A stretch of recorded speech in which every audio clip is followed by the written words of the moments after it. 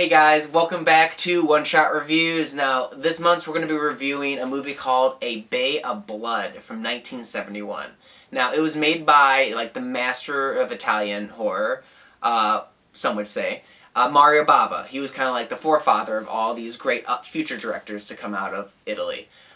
We've talked about him on the channel before because he is also the father of Lamberto Bava, who made Demons 1 and Demons 2, which are some of my favorite Italian movies. Now, this movie was originally known as Ecology of a Crime, if you translate its original Italian title. And then when it was re-released, it was called Chain Reaction.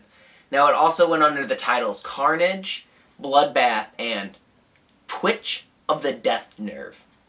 Coolest name I've ever heard in a horror movie. I wish that was the main title, because it is a much better name than A Bay of Blood, which isn't bad, but Twitch of the Death Nerve? Come on. That's a good name. Anyways, like I said before, it was released in 1971, so it was way before the slasher boom. So this is kind of like a proto-slasher in a way, because there's a lot of killing. It's also a mystery, so it's a really very well done whodunit. And I would honestly say not be able to predict the twists, the turns, and who the killer is the first time you're watching it. And that's how you know it's a good whodunit. And when all the chips are down, it makes sense. So, go over the plot real quick. It's about this countess who is hung by her husband, Filippo, and he then is immediately killed by someone who we don't see. Now, everyone believes that the Countess committed suicide because of a note that was left, and also her husband is no longer in the picture. No one knows what happened to him because, he died, but no one knows that. So, now, pretty much all these people are converging on the bay because they want a piece of different things that they think they're owed. So it sets up a great plot for mysteries and twists and whatnot. First up, we have a shady realtor named Frank and his lover Laura. They're trying to go in and just buy the bay. And then there's also Renetta and her husband Albert.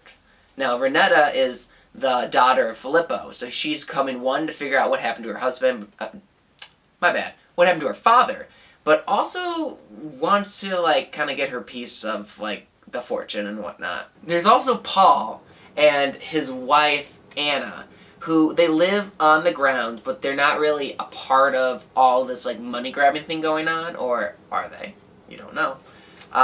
But they're kind of just there, and because they were friends of Filippo and the Countess, and they do things, and they get quickly swept up in all these crimes that are happening. And along with that, there was also Simon, who is the illegitimate son of the Countess, who is kind of a handyman and whatnot on staff at the bay. And along with that, there's also two couples who randomly show up. They break into the abandoned resort that Filippo is trying to create, and for some reason they skinny dip, they fornicate, and then they get visually murdered. And it kind of stops the movie dead in its tracks, not in a bad way. It keeps the tension going. It doesn't completely stop it, but it's this has nothing to do with the plot. I don't know why this is happening. You just want a body count, which, again, very common within slasher movies, so I guess I can't quite fault it for that. With all of these different characters in play, it really sets up a great murder mystery. And I will say that there's some elements in this movie that you can really tell why it is a classic within the slasher genre, because it helped establish so many important things, to the point where some movies were blatantly ripping it off, which we will get to in a moment. So, with A Bay of Blood, there are some very, very good aspects that it has on play. For example, the blood is very bright and very cartoonish, and I frankly like it. I think it kind of takes you out of the realism of it, and instead kind of puts you into this trippy idea of you're not really sure what's going on. What am I seeing on screen right now? It makes it its own thing, and it's very Italian, having this bright blood. So I definitely am in favor of it. And along with being Italian, it has all of those great eye zooms for no reason, and I just love those every time I see them.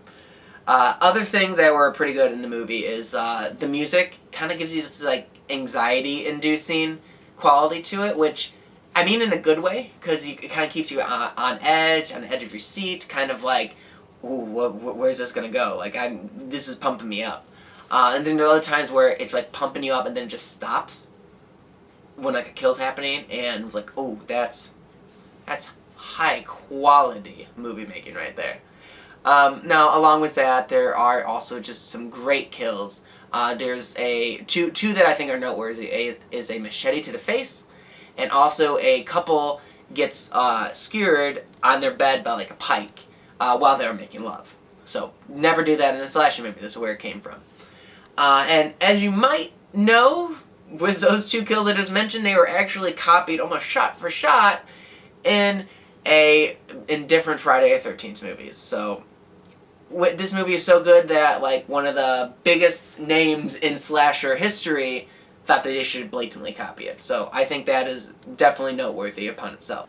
So there are some things that don't quite work with this movie. The dubbing is kind of bad. It's what you expect from a movie like this, especially from the 70s in Italy, which is disappointing, but you can look past it pretty easily if you're into these kind of movies.